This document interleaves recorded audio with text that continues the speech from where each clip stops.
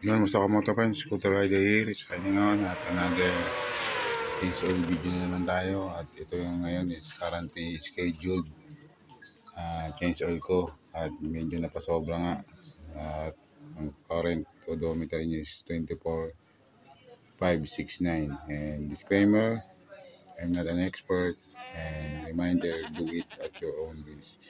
Yan, 24,569. And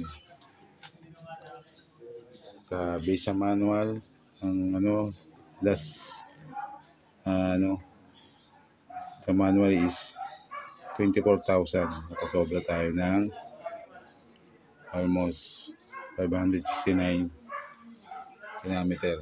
Yan, mag-change oil tayo. At ang gagamitin natin langis ngayon, at patay natin for the first time. At medyo pricey siya for the first time. Kaya wala na nag-change oil ako ng aking motor na wala nang Supra 8. Hindi ko na-try sa kanya. At ngayon ko lang ito try kay Dio range streams ko sa aking Honda Dio 110 2021. Ito yung lang isang gagamitin natin ngayon. At medyo pricey sa isang Motul Scooter 40 SAE 10W40 motor oil 0.8 liter or 0.84 US quart. At yan, 40 motor oil Scooter SAE 10W40 API SL lubricant for post-stroke scooter where a 10W40 viscosity and JASO MB din siya. Specification are required. Low emission, detergent, and anti-wear properties. And warning, nakalagay dito. Yung malabo nating mata.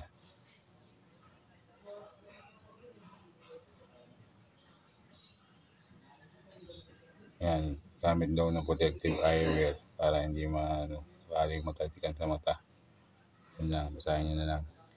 Yan, 0.8 liter at nga, bago para malaman nyo kung dito, para malaman nyo authentic tong motor na nabili ninyo, ang una nyo titingnan is itong barcode sa ilalim. Yan. Yung mga siya marking sa ilalim. And nga, yung barcode. And itong label dito sa likod. Yan. Yan. Tungkabin nyo lang yan. Tungkabin nyo lang yan para malaman yung authentic yung motor na nabili ninyo.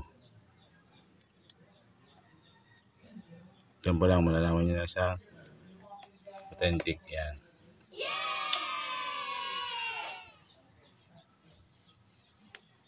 Yan. Japanese siya. And French based company to. Yan. Authentic siya. And isa pang para malaman yung authentic din siya is ito nga, through barcode.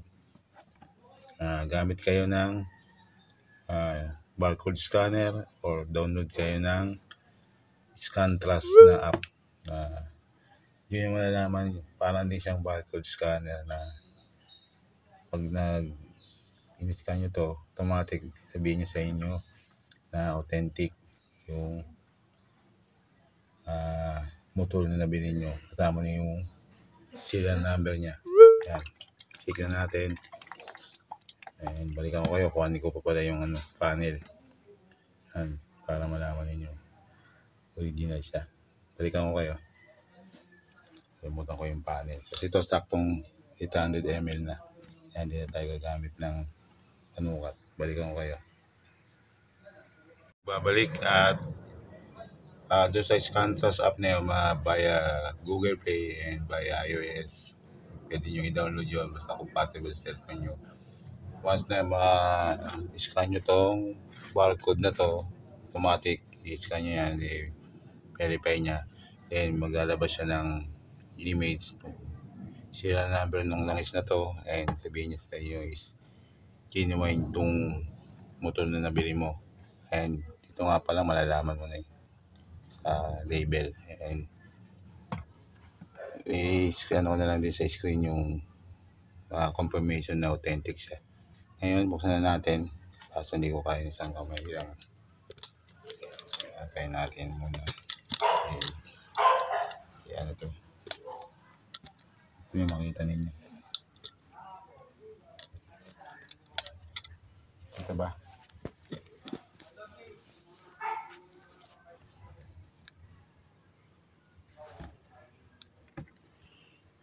Check na natin.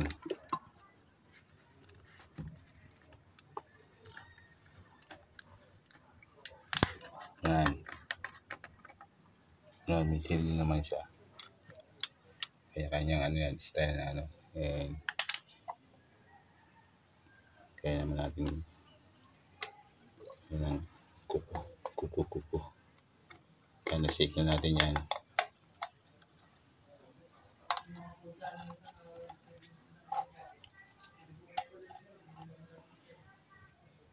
Itasahin na natin.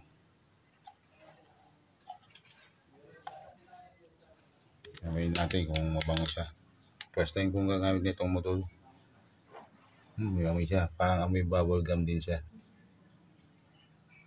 800 ml kaya wala na tayong susukatin. At yun nga. Medyo pricey siya. And sali na natin ngayon. And syempre, ako bago ako magbigay ng feedback, gagamitin ko muna siya. Basta nabutin ng total kilometer. Yan. Sali na natin, dahan-dahan lang at saktong 800 ml to. Utul, baka naman. Medyo clear siya.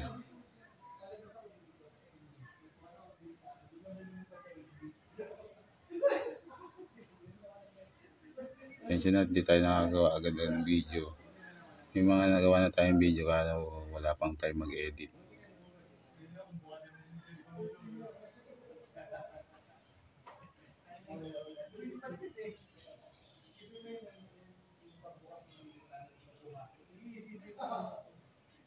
Ito lang siya nabili sa isang shop, bagong shop na ano, na malapit sa may Wilcon, Taytay. Ito, doon ko nabili itong motor na to.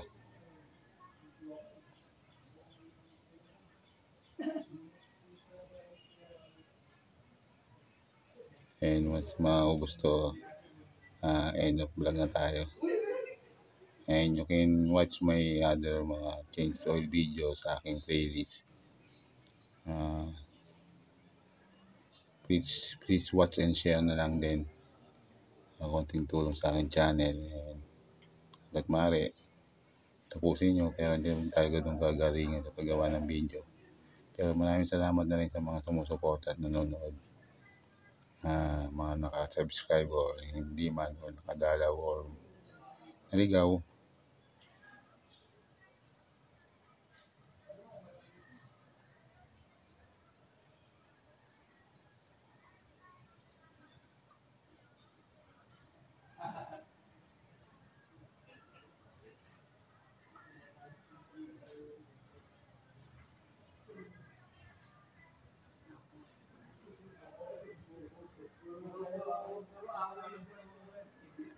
So hanggang dito na mga kamotorens.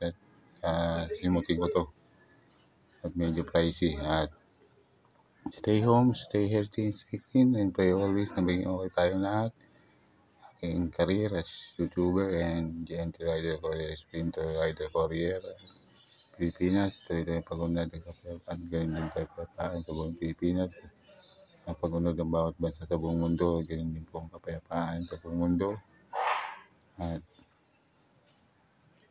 good vibes and chill lang tayo mga kamotorens. Magbaon ng mahabang pasensya. at malawak na pangunawa sa pang-araw-araw ng biyahe ng ating buhay. Ride and drive responsibly and safely. This is Scooter Rider here, signing off. And peace out. And see you on my next video upload. Bada bing, bada boom.